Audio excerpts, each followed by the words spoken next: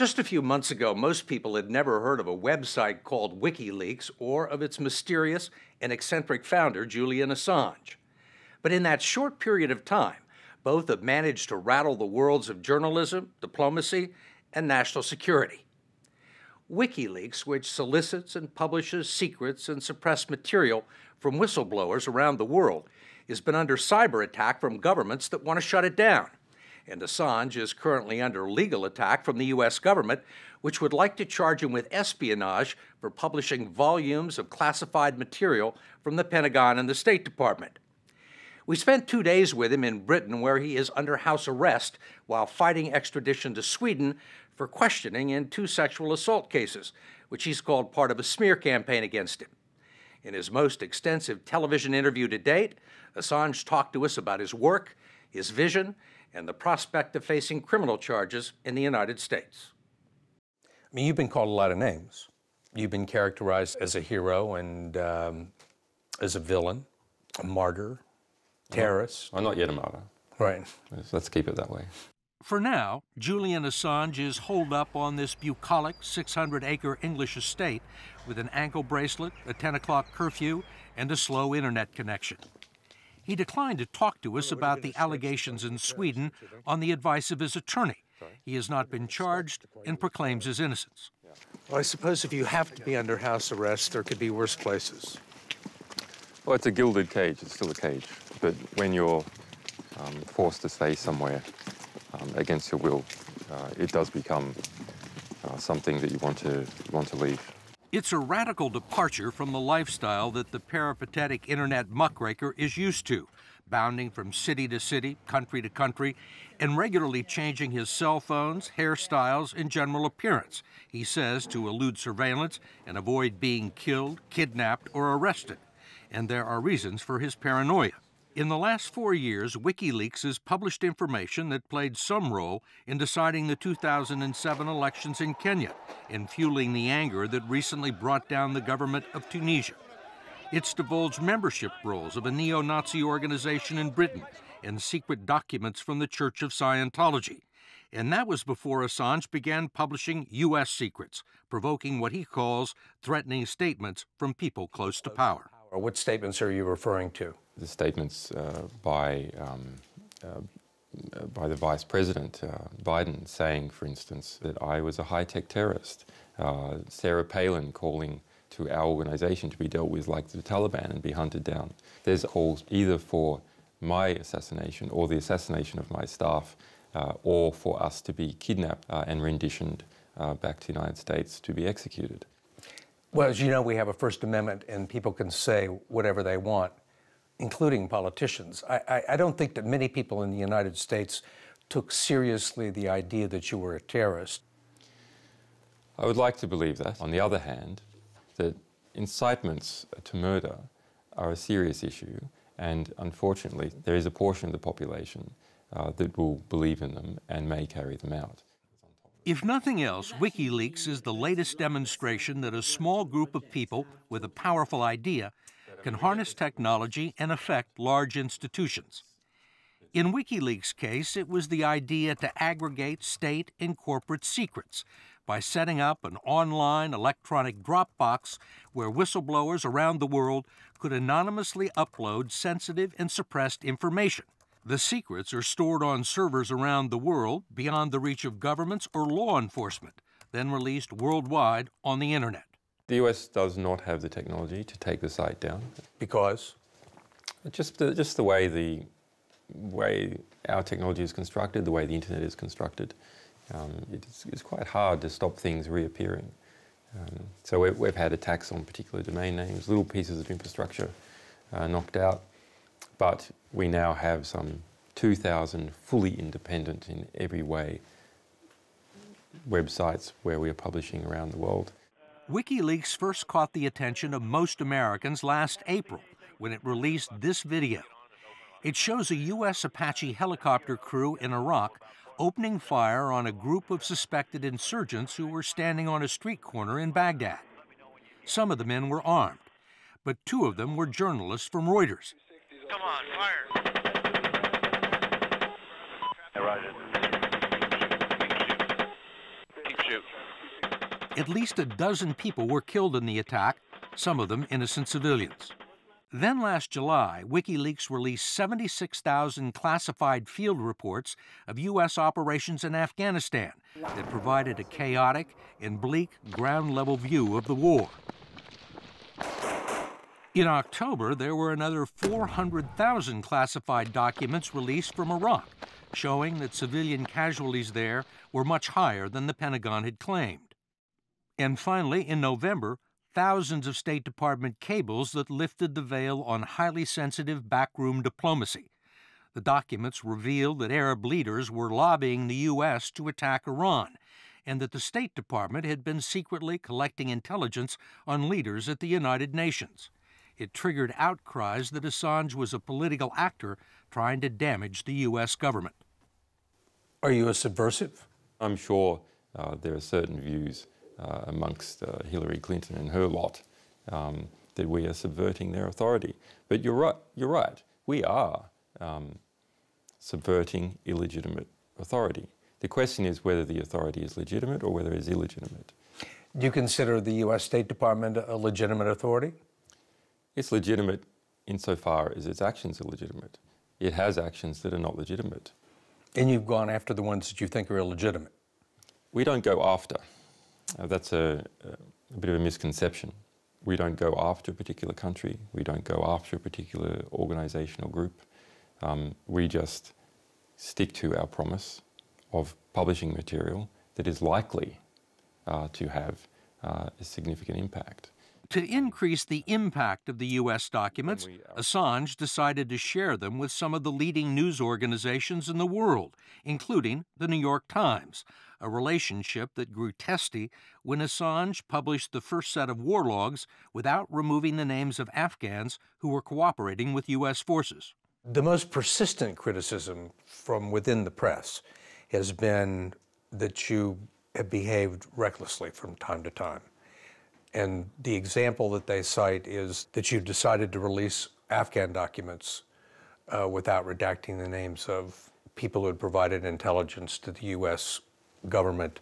There's no evidence or any credible allegation, or even any allegation from an official body, that we have caused any individual at any time to come to harm in the past 4 years. The Pentagon said that they've gone through all of these documents and they found the names of 300 people. Well, that's new public information to us. It's possible that there are 300 names in the publicly released Afghan material.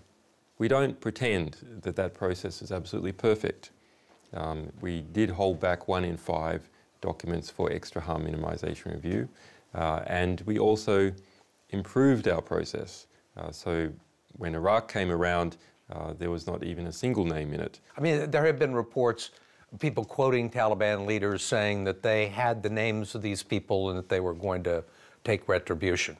The Taliban is not a coherent outfit, but we don't say that it is absolutely impossible that anything we ever publish will ever result in harm. We cannot say that. There's a perception on the part of some people who believe that your agenda right now is anti-American. Not at all. In fact, our founding values are those of the US Revolution.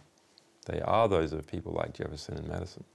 And we have a number of Americans in our organization. If you're a whistleblower and you have material that is important, we will accept it, we will defend you, and we will publish it.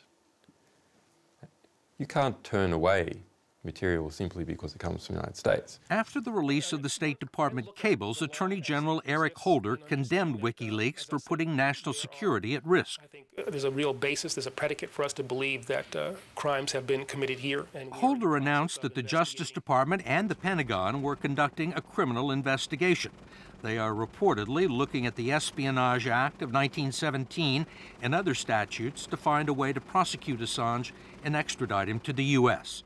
It's completely outrageous. Are you surprised? I am surprised, actually. But you are screwing with the forces of nature.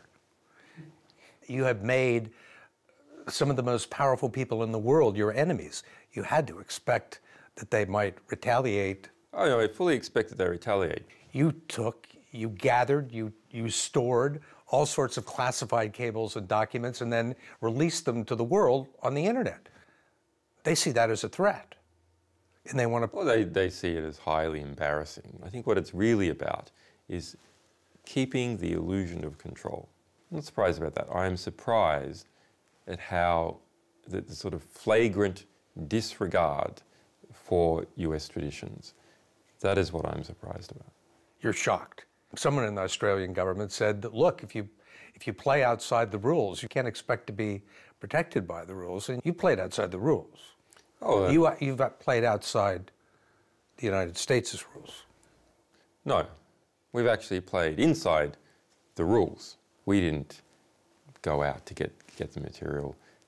We operated just like any US publisher operates. So we didn't play outside the rules, we play inside the rules. There's a special set of rules in the United States for disclosing classified information. There is. There's a special, long-standing. There's a special set of rules for soldiers, for members of the State Department who are disclosing classified information. There's not a special set of rules for publishers who disclose classified information. There is the First Amendment. It covers the case. And there's been no precedent that I'm aware of in the past 50 years of prosecuting a publisher for espionage. It is just not done. Those are the rules. You do not do it. No one has accused Assange of stealing secrets. The Apache video and the classified documents were allegedly provided to WikiLeaks by Private First Class Bradley Manning, a low-level intelligence analyst in Iraq who is accused of copying them from a classified government network that 500,000 people have access to. Manning is now in solitary confinement at a military prison in Virginia, facing charges that could put him away for 50 years. You've called him a prisoner of conscience, correct? I've said that if the allegations against him are true, then he is the foremost prisoner of conscience in the United States. And there's no allegation it was done for money. There's no allegation it's done for any other reasons than a political reason. Now, I'm sorry if people in the United States don't want to believe that they are keeping a political prisoner. But in Bradley Manning's case, the allegations are that he engaged in an illegal activity for political motivations. People in the United States think he's a traitor. That's clearly not true. Regardless of what happens to Private Manning, any prosecution of Assange will be fraught with problems because WikiLeaks wasn't alone in publishing the classified material. The New York Times also published some of it. If the government were to try and prosecute WikiLeaks and not the Times, it would likely need to prove that Assange was actively involved in a conspiracy to illegally obtain the documents. Did you encourage anyone to leak this material to you, or have you done anything in connection with the U.S. cases in terms of encouraging an individual to provide you with material? No, never. There are people that believe that it has everything to do with the next threat, that if they don't come after you now, that what they have done is essentially endorsed a small, powerful organization with access to very powerful information, releasing it outside their control. And if they let you get away with it, then they are encouraging... They will have to have freedom of the press. Then they will encourage that it's encouragement to you or to some other organization. And to every other publisher.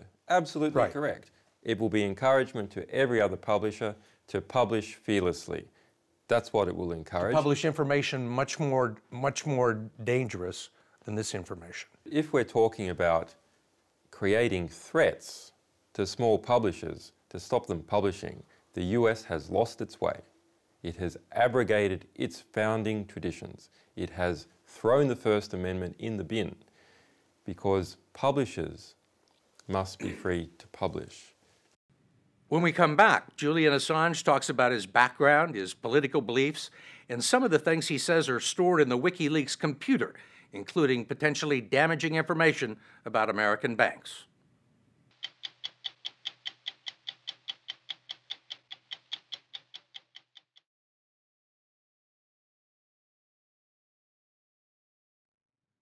Julian Assange is not your average journalist or publisher, and some have argued that he's not really a journalist at all. He is an anti-establishment ideologue with conspiratorial views. He believes large government institutions use secrecy to suppress the truth, and he distrusts the mainstream media for playing along. Some people have called him an anarchist, which he denies.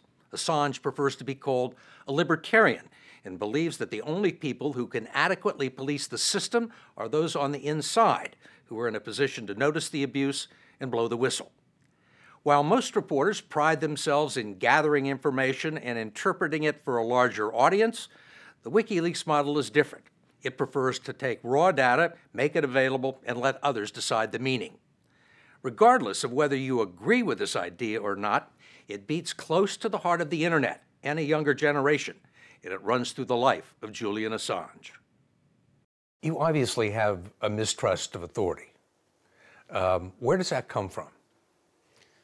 I think it comes from experience with various types of authorities. Assange gave us an example from his childhood, a story about him and his mother, Christine, who was present at one of his recent court hearings. She was a political activist who helped scientists gather information about nuclear tests conducted by the British in the Australian outback. He remembers them being stopped late one night and questioned by authorities, one of whom said, "Look, lady, you're out at 2 a.m. in the morning with this child. It could be suggested you're unfit, mother. I suggest you stay out of politics." And which he did for the next 10 years in order to make sure nothing happened to me. So that's a very early abuse of power and of secrecy that I saw in my life. His was an unconventional and sometimes tumultuous childhood. He was frequently uprooted and moved around the countryside and attended 37 different schools. So you've always been a little bit of an outsider. I've certainly, when I was a child, going from one school to another, you are the outsider to begin with, and you have to find your way in. But in most of the places where I stayed for long enough, I did find my way in. One of the first places Assange found his way into was populated by teenagers and computers, and he knew how to program them before most people had them. You got involved with computers pretty early, with hacking. Well, I first became involved with computers when I was 13 or so, and I was unusually adept. I saw a sort of intellectual opportunity, understanding how to program and understanding how these complex machines work. And that was part of a social culture in cracking codes to prove that you could do it. It's very actually normal and healthy amongst young men. You see it in skateboarders that are competing to show that they are capable in learning the best tricks. And your tricks were like breaking into computers at the Department of Defense and Los Alamos National Laboratory, NASA, Nortel, some Canadian banks. All that happened. At age 20, Assange was arrested by the Australian Federal Police and eventually pled guilty to multiple counts of computer hacking. He managed to get off with no jail time because the judge concluded that he hadn't stolen any information or done any damage. Is that still one of your primary skills? Not really. Unfortunately, I've been sort of, promoted up into management, so I don't get to do that so much. But I know the terrain, which means I know what is possible. For example, Bill Gates could program, but he certainly doesn't program anymore. But he knows what is possible for other people to do. Except that Assange is not Bill Gates and WikiLeaks is not Microsoft. The shoestring operation that created all the havoc has no permanent offices and is headquartered wherever Assange happens to be. WikiLeaks is a small non-profit organization with a handful of employees, a secret cadre of international programmers, and a legion of worldwide volunteers. Its finances are administered by the Val Holland Foundation, based in Berlin and named after a famous hacker. According to its ledgers, WikiLeaks took in $1.3 million last year in donations, with expenses of about $500,000. For somebody who abhors secrets, you run a pretty secret organization. That's not true. What we want is transparent government, not transparent people. We are an organization who, one of our primary goals is to keep certain things secret. to keep the identities of sources secret. Secrecy is an inherent part of our operation. The State Department would make the same argument. They have doing very sensitive work, that they're trying to make peace and negotiate situations around the world very delicately. It's important that they do this in secrecy. What's the difference? And we don't say that the State Department should have no secrets. That's not what we say. Rather, we say that if there are people in the State Department who say that there is some abuse going on, and there's not a proper mechanism for internal accountability and external accountability, they must have a conduit to get that out to the public. And we are the conduit. Given all the attention that Assange has received, we were curious about how he thought he was being perceived in the United States. He told us he hasn't had the time to give it much thought. Do you want me to give you my characterization of what I think people think? Sure. Mysterious, little weird, a cult-like figure, little paranoid. Well, you're repeating all the ad hominem attacks by our critics. My role when I do something like speak about that we have discovered the deaths of 109,000 individual people in Iraq, 15,000 civilian casualties never before reported anywhere. That's a very serious role. That is not a role where I can engage in humour. So I'm not used to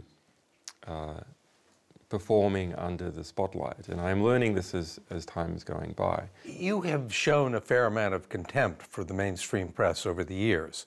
Why did you decide to, as you used the word, partner with them in some of these most recent releases? We're a small organisation. We're in a position, say, with Cablegate, where we have 3,000 volumes of material that are very important to get out to the public in a responsible manner, that have the potential for great change. For example, this recent revolution in Tunisia. It is logistically impossible. So instead, our organisation delegates its excess source material to other journalists who will have more impact and who will do a better job.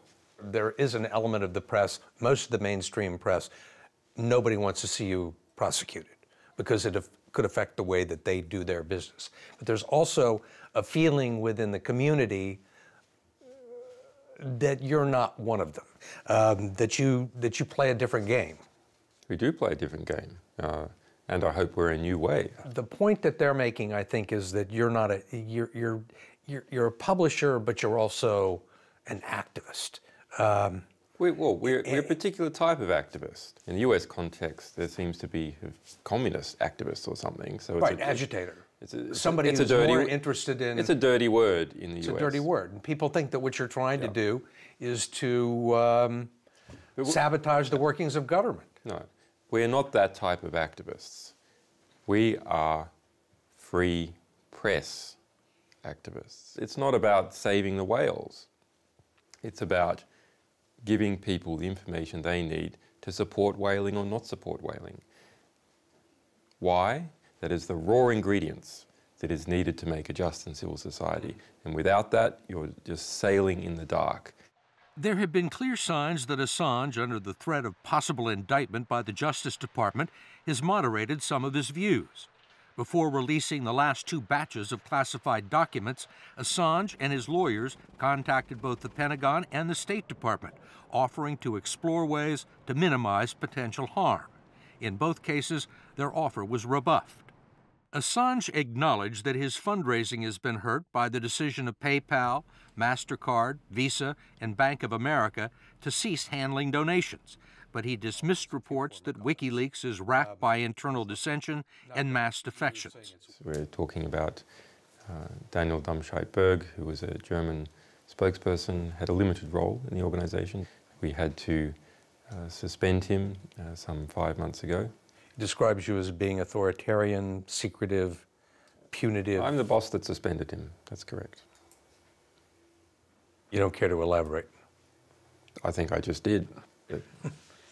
You said you had this package of very damaging documents as sort of a poison pill that's going to be released if anything bad happens to you. No, that's not at all true. That's some kind of media hype. What we do have is a system whereby we distribute encrypted backups of things we have yet to publish. There are backups distributed amongst many, many people, 100,000 people, and that all we need to do is give them an encrypted key, and they will be able to continue on. This wasn't intended to be a blackmail threat. Not at all. What would trigger that encryption code being Anything released? that prevented us from our ability to publish. So not just for a second, but prevented us significantly from being able to publish. Your imprisonment, for example. If a number of people were imprisoned or assassinated, then we would feel that we could not go on, and that other people would have to take over our work, and we would release those keys. One bank, Bank of America, had its stock go down 3 to 5% based on a rumor, maybe it's a rumor, maybe you know more about it, that you had the contents of a 5 gigabyte hard drive belonging to one of its executives. Do you have a 5 gigabyte hard drive? I won't make any comment in relation to that upcoming publication. You're certainly not denying it. Well, we're not, there'd be a process of elimination if we denied some and admitted others. So it might not be Bank of America and you're just going to let them squirm until you get ready to... I think it's great. We have all these banks squirming, thinking maybe it's them. You seem to enjoy stirring things up. Well, when you see abusive organisations suffer the consequences as a result of their abuse, and you see victims elevated, yes, that's a very pleasurable activity to be involved in. I mean, you see yourself as a check on the power of the United States and other big countries in the world, and in the process of doing that, you have now become powerful yourself. Who is the check on you? It is our sources who choose to provide us with information or not, depending on how they see our actions. It is our donors who choose to give us money or not.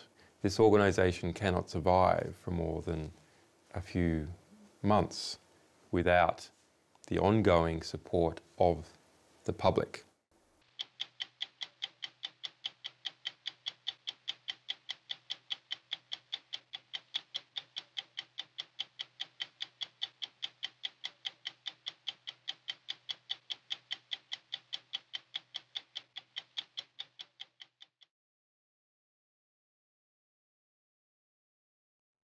A story about someone named Reality Winner has got to start with the name.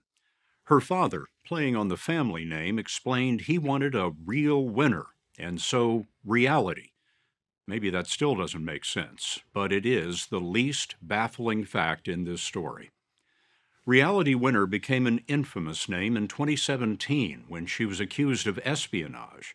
She was hit with the longest sentence ever imposed on a civilian for leaking classified information to the media.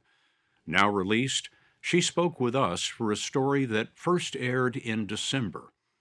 Did Reality Winner do exceptionally grave damage, as the prosecutor said, or did she reveal a truth that defended America? It's complicated, just like the young woman with the unforgettable name. I am not a traitor. I am not a spy. I am somebody who only acted out of love for what this country stands for. Nobody ever really appreciated. We met 30-year-old Reality Winner at home in Texas after 4 years behind bars. Espionage seems surprising for a woman who joined the Air Force at 19 and won the Air Force Commendation Medal in 2016 for, quote, 600 enemies killed in action. She did that as a linguist in a combat unit fighting secret missions. How many languages do you speak? Farsi, Dari, and Pashto. These are the languages of Afghanistan and Iran. Yes. but her duty station was 7,000 miles away from those countries at Fort Meade, Maryland. Why are you at Fort Meade? Am I allowed to say that? Nope. Nope. Okay. That's the voice of her lawyer who helped her steer clear of secrets in our interview. Winner wouldn't say it, but at Fort Meade, linguists eavesdropped on communications in Afghanistan to identify targets for armed drones. It is not something I am allowed to discuss. She didn't discuss her mission with her mother, Billy Winner Davis. Only one conversation that I had with her did she ever let on how heavy her work was. I'll never forget, because she said, you know, when you're watching somebody on your screen and that person goes poof, you've got to make sure that you've got everything right. I was starting to see in the news that our mission had a very high civilian casualty rating. She began to feel guilt while battling illness, depression, and the eating disorder bulimia. She left the Air Force for a top-secret civilian job at the National Security Agency at Fort Gordon in Augusta, Georgia.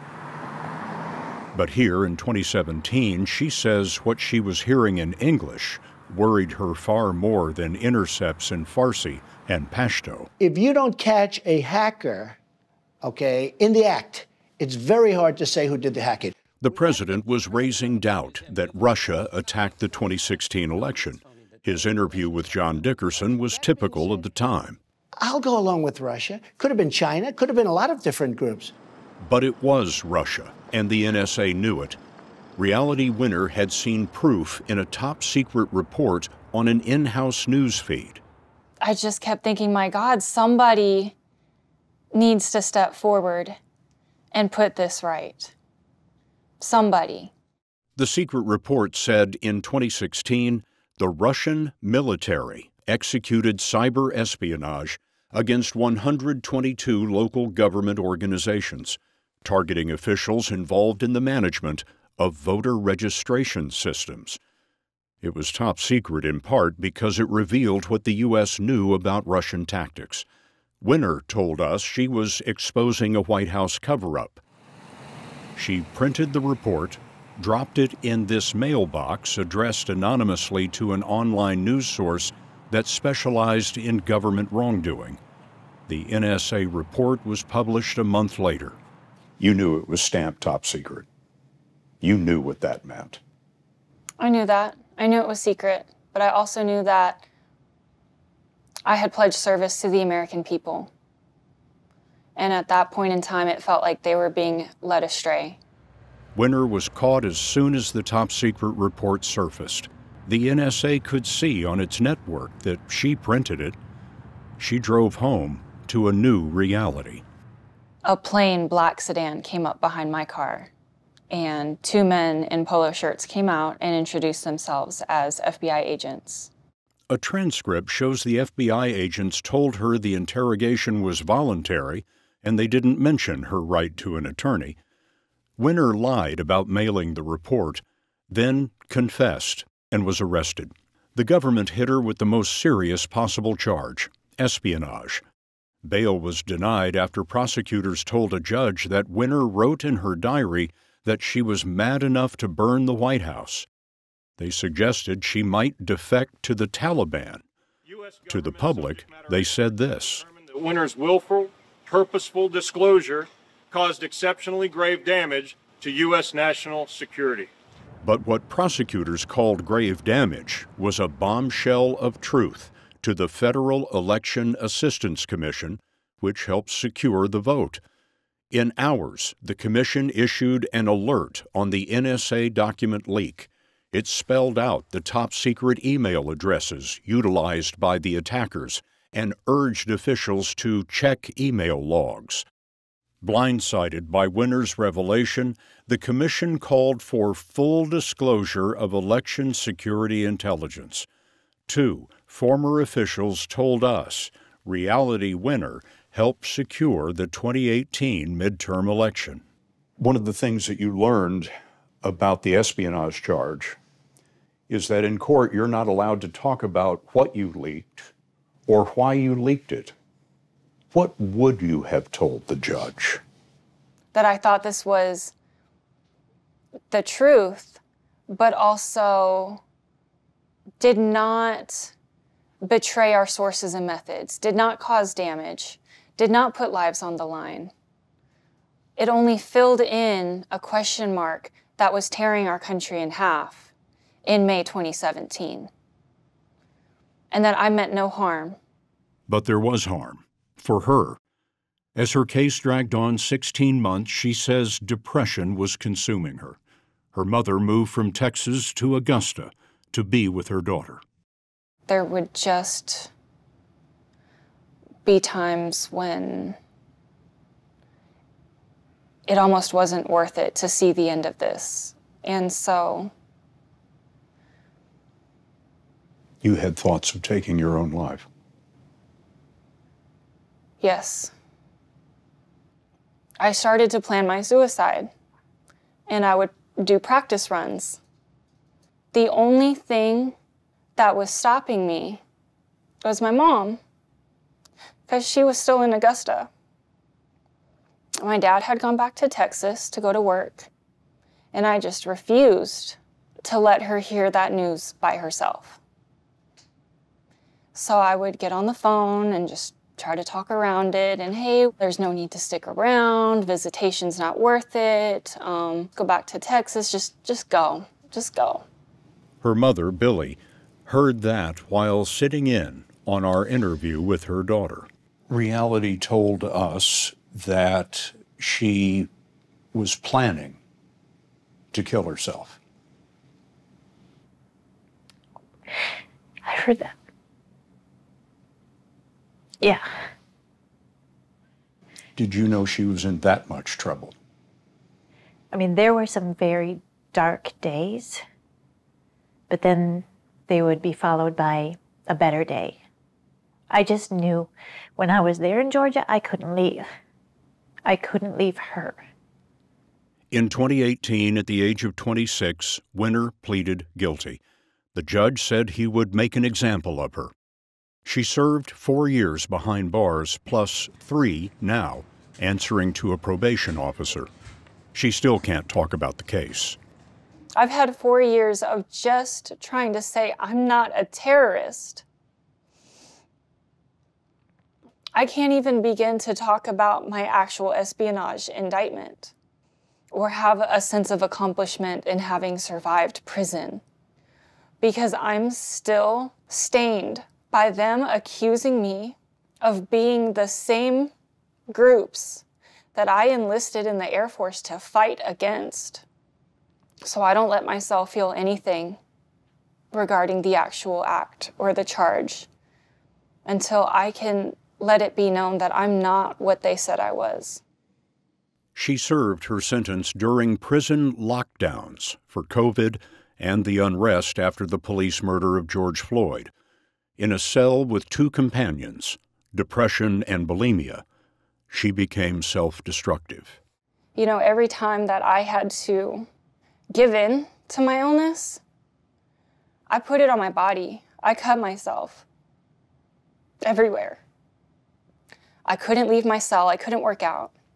And all I could do was ask why and ask why. And a chaplain walked by. And I asked him why they were doing this to us. And that same chaplain that I had seen for 2 years looked me in my face and said, "Nobody gives a about y'all in here." I started getting high that day. Everyone knows there's drugs in prison. I was reduced to binging and purging, getting high every day, and cutting myself. Have you been able to get clean? I have. I just am ashamed to say how hard it is. It's worth noting how inconsistent the government is in these cases. In 2008, Greg Bergerson, a Pentagon employee, was convicted of selling secrets to the Chinese. That's him, in FBI surveillance, getting his pockets stuffed with cash. His sentence was 6 months shorter than Reality Winners.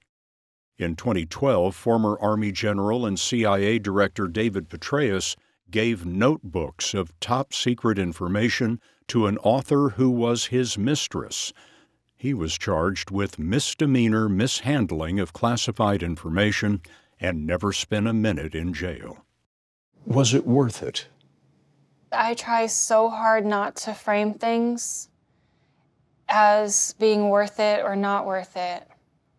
What I know is that I'm home with my parents, and we take our lives every day moving forward as being richer in knowing what to be grateful for. It's okay, you're here. You're here.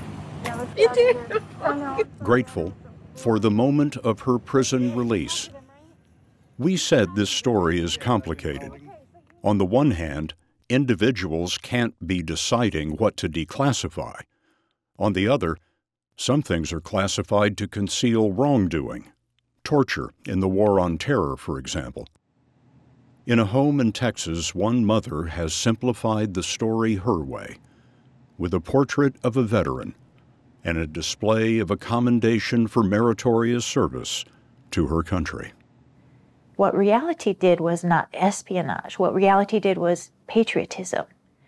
She actually stood up and worked for the American people to give us the truth about an attack on our vote, an attack on our democracy, an attack on our country. You know, and I'm very proud of her for that.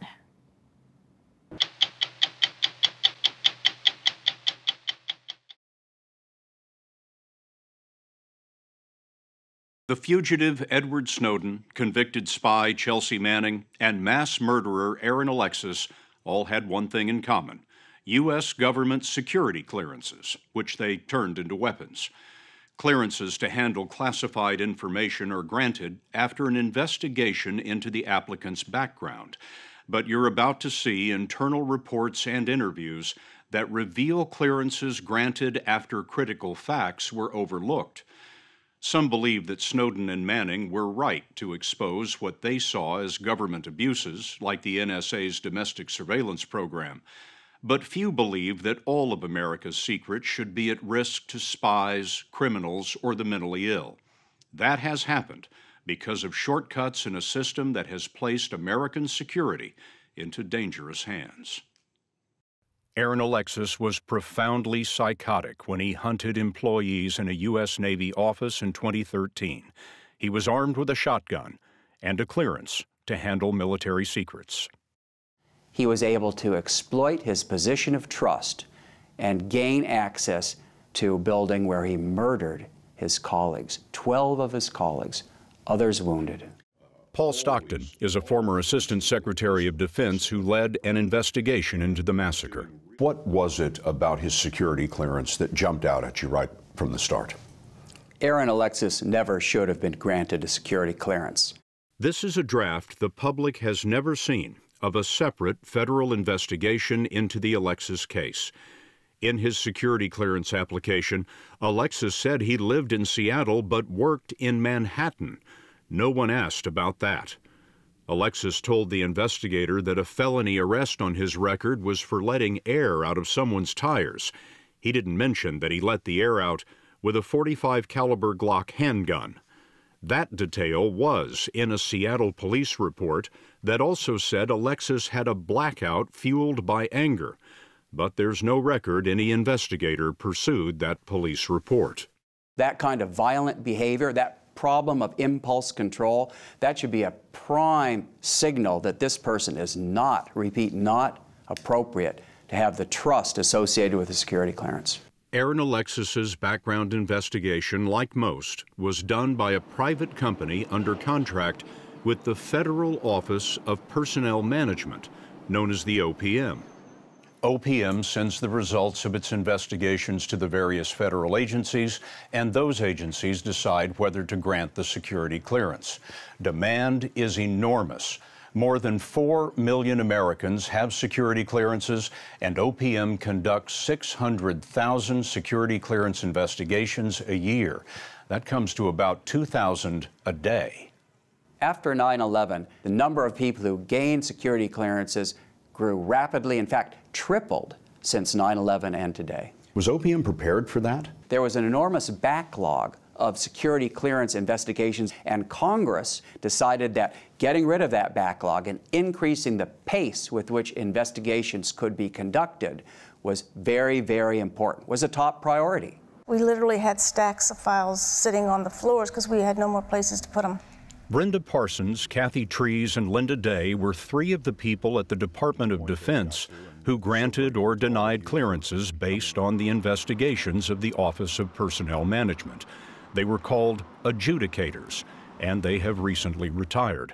I consider OPM to be the JV of background investigations. Not the varsity team. Not the varsity team.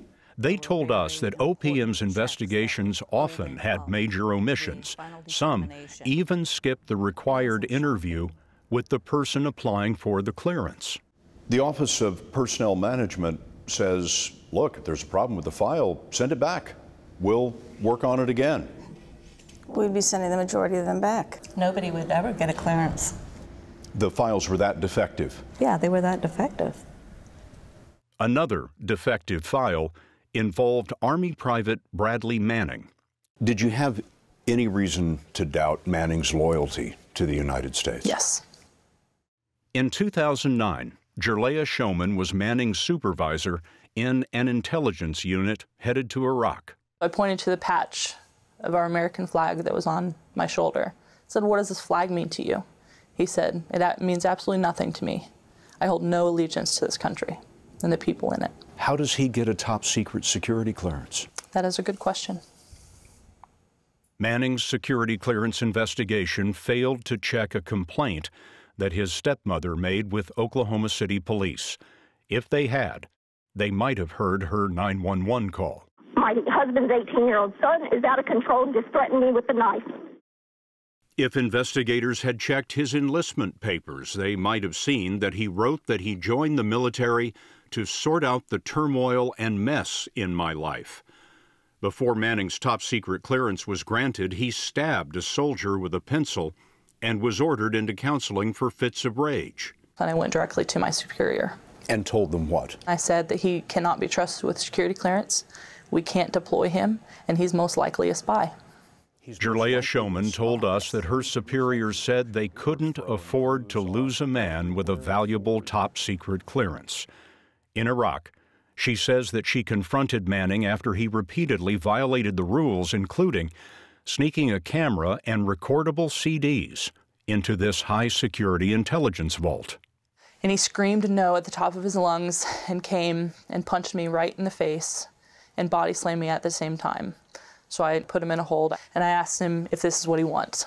And he said he's just tired of everybody watching his activities. This guy has done multiple things at this point that a soldier could be court-martialed for. Yes.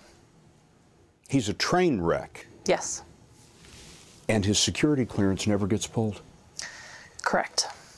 Over 8 months, Manning used the CDs to record hundreds of thousands of secrets in that vault and delivered them to the website WikiLeaks. I was sick, but it didn't surprise me because I knew it all along. Manning was sentenced to 35 years in prison, where she is now known as Chelsea Manning, a transgender woman. In 2009, Linda Day's office at the Pentagon relied on OPM investigations of soldiers like Manning to decide whether to grant security clearances.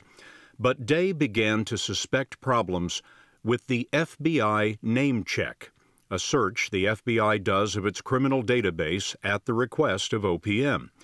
Day saw cases where clearances were granted before the results from the FBI were complete. I was alerted to a potential problem when all of a sudden an investigation that OPM had closed over a year before now included classified information from the FBI name check. How important was that piece of information, that FBI report, in making an adjudication? I thought it was probably the most important lead in an investigation. I mean, considering that an adjudicator is to try to determine whether subject is loyal to the United States. The kinds of crimes that the FBI investigates, sabotage, espionage, terrorism, that's what that lead told us. Linda Day wasn't the only one who was suspicious. The federal investigator looking into Aaron Alexis's case wrote in his report that the FBI name checks appeared curious. So, as a test, he decided to examine at random top-secret security clearance investigations for translators who were working in Iraq and Afghanistan. He wrote, "We reviewed the investigative files of 10. The OPM's report showed that none of the subjects had an FBI file, when in fact there were FBI records on, quote, 7 of the 10. Are there people today who have clearances and should not have them? Yes. We have spies in our midst. I'm convinced of it. John Hamre is a former Deputy Secretary of Defense who chairs the Defense Policy Board that advises the Pentagon. Our system is very obsolete, in my view. Obsolete, Hamre says, because the foundation of each investigation is a questionnaire called a Standard Form 86, which the applicant fills out himself. Aaron Alexis got away with lying on the form about his gun-related arrest, and Manning lied about his mental health. Also, regulations don't allow investigators to search the applicant's social media because of privacy concerns. It's amazing what people will say on their Facebook account that they don't say on a security clearance. Edward Snowden, the National Security Agency contractor who pulled off the biggest theft of U.S. secrets ever, had a background investigation no better than Manning's or Aaron Alexis's. And when we have failures, they're catastrophic. The failure with Snowden was catastrophic. So our big, elaborate, expensive system didn't prevent something that was truly important. We've obtained this internal memo that has not been public before. It's a warning to the head of the Office of Personnel Management from the man who investigates the agency, OPM's Inspector General Patrick McFarland. It was written in 2013. McFarland writes that Snowden's background investigation was deficient in a number of areas, and OPM itself did not identify that the report had glaring deficiencies. McFarland concludes, there may well be systemic problems. We've learned that Snowden's behavior raised concerns when he worked at the CIA, and when he left the agency, the CIA put a red flag in his file in case Snowden applied for another job. He did, a civilian job for the NSA, where he stole the secrets. Snowden had found a simple way to beat OPM's review of his security clearance. In the section about his job history, he said that his previous job was classified and he didn't give any more details. OPM did not verify his previous employment as a result of that. Obviously, after the fact, it was a great mistake. What would you say is the greatest insider threat that we face as a result of the way these security clearances are done? Snowden was an example of it. He moved into an enormously sensitive position. We control people at the gate. Once we give them a credential, they're in the compound. We don't pay attention to where they are after that. We don't organize our clearance process around the sensitivity of jobs. We organize them around people's background. And I think that's a big failing. We know very little about the other glaring deficiencies in Snowden's background investigation. Because the U.S. intends to prosecute if he ever leaves Russia, Snowden's files are secret, available only to those with a U.S. government security clearance. The Office of Personnel Management declined an interview, but in a statement they wrote, "We are working aggressively to incorporate new data sources and to transform investigation methods, and we are reviewing key aspects of the security clearance process." In another development this past summer, OPM's computers were hacked in what is believed to have been a Chinese operation. Sensitive security clearance information on 21 million Americans was stolen. The head of OPM resigned in July.